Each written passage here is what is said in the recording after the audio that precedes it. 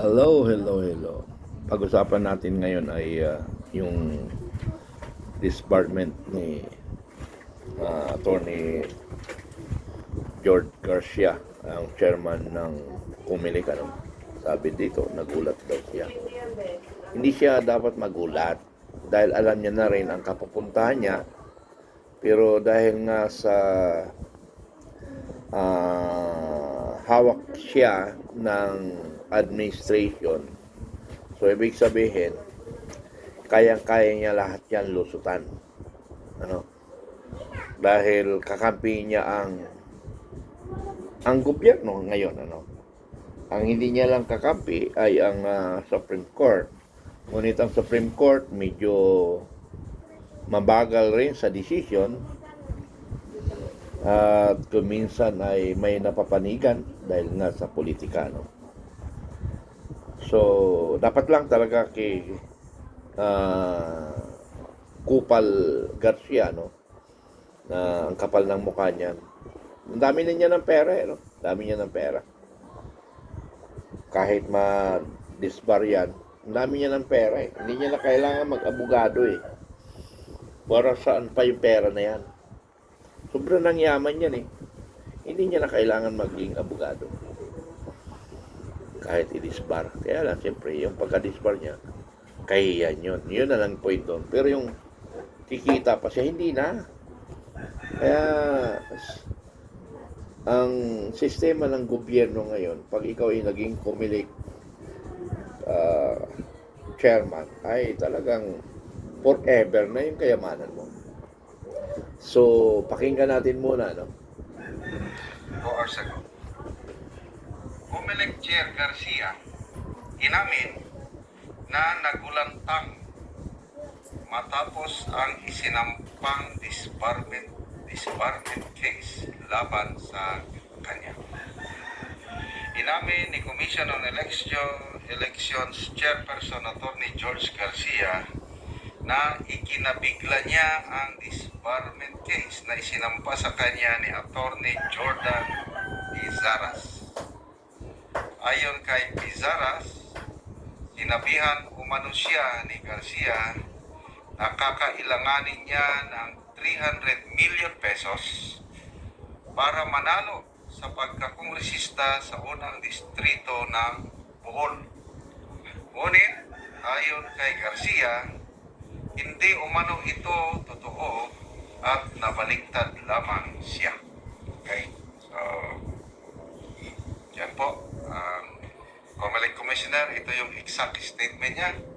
Ako po ay nagulat at nagulantang doon sa na-file na kaso laban sa akin sapagkat ako po ay mukhang nabaliktad sa bagay na yan. Okay? So, disbarment case sa Supreme Court. So, may dalawa pong korte ngayon. May Court of Public Opinion at saka Court of the Land, Supreme Court.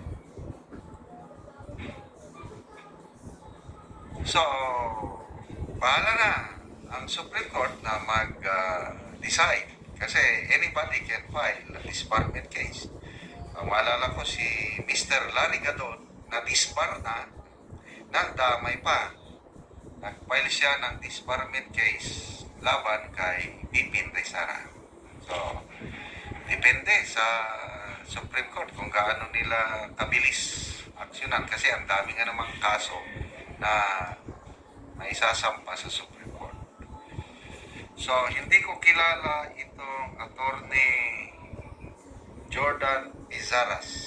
Congressional candidate siya sa 1st District ng Bohol. Bilib din ako sa tapang nito. Siya pa ata ang unang abogado, unang losing candidate na nagsampa ng disbarment case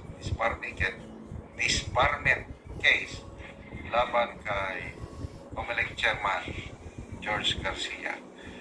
So let justice roll at tingnan natin kailan punta tayo sa Court of Public Opinion kasi nakakabahala na po ang nangyayari sa COMELEC. Una, yung Duterte Youth Party List na ilang eleksyon ng sumasali sa eleksyon. 2016, correct me if I'm wrong, 2016, 2019, 2022, 2025, apat na eleksyon na sila sumali. So, nandiyan naman yung kanilang certificate of registration. Hindi naman. Kung may mali o may kulang silang requirement, bakit sila pinayagan yung mga naunang eleksyon? Bakit ngayon pa? Dahil ba sa ang Duterte Youth Party List ay nag-attempt na magsampa ng impeachment case laban sa Pangulo? Tanong lang naman ito. Nagtatanong lang po na although hindi naman tinanggap ng Kamara. Wala lang, basta lang. Tawad naman po eh. Sige na nga po, Nay. Wala lang, basta lang. So ito, pagkatapos ng eleksyon, 2.4 million votes, correct me if I'm wrong, yan lang matandaan ko, na pangalawa, party list na nakatanggap ng mataas na boto next to Akbayan.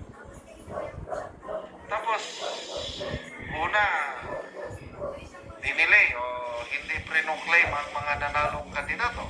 Oh, yes, yung nominee ng nominee ng Duterte Youth Party List, hindi pre-claim. Ngayon, cancel ang registration, ibig sabihin, wala na.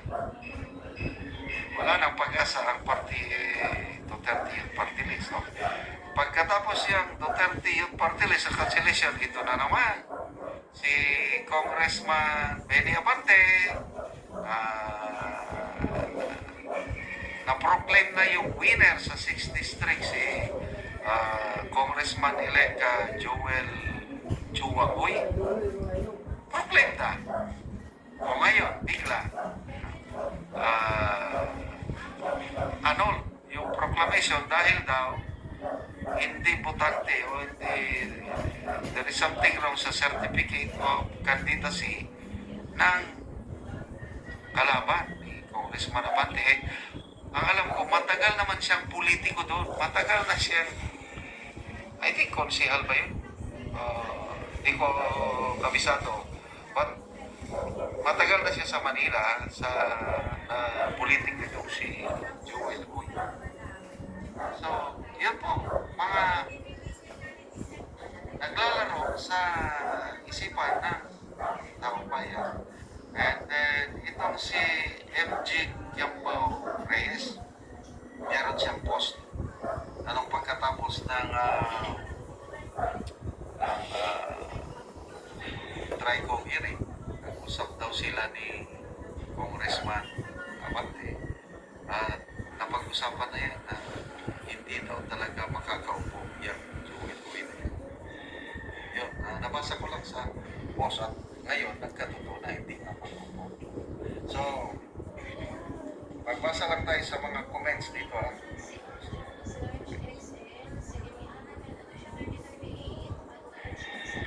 Castillo Nelly, sana nga ikaw ang mawala sa pwesto at hindi si Sara.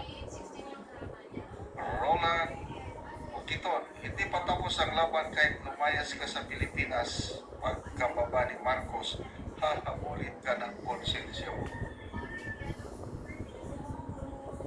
Hiling Agot de la Peña, moabot ra ang gaba nimo. Marcy Roldan, wow, nagulat ka sir, di nga. Jenny Maurin, ikaw Garcia dapat talaga madispar kay gagaway mo murag medyo masama. So dito sa don't play the innocent, sabi ni Rinaldo Rodis. So mga comments halos negative dapat kay Commissioner Garcia. So yun na yung sinasabi ko, Court of Public Opinion. Okay, mga kaibigan, salamat sa inyong pagsubaybay sa ating channel. So, yun yung pinag-usapan namin nung last 3 days, nagkaroon kami ng press conference sa Kamuning, na kung saan nag-viral yung mga press conference namin. Nag-spearheaded si Attorney Respicio, normal, lagi naman yan si Attorney Respicio. At nasigundahan ko na pagka-viral dahil talagang maltindi yung statement ko sa kanya. Ang kapal ng mukha mo, Garcia. Then yung isa yun na kasama ko, si Attorney General, isang general ng Army at naging abogado, si Attorney Virgilio Reyes Garcia, kamag-anak ni Garcia ito. So yan na napag-usapan namin na ituloy-tuloy namin ang filong of charges kay Garcia.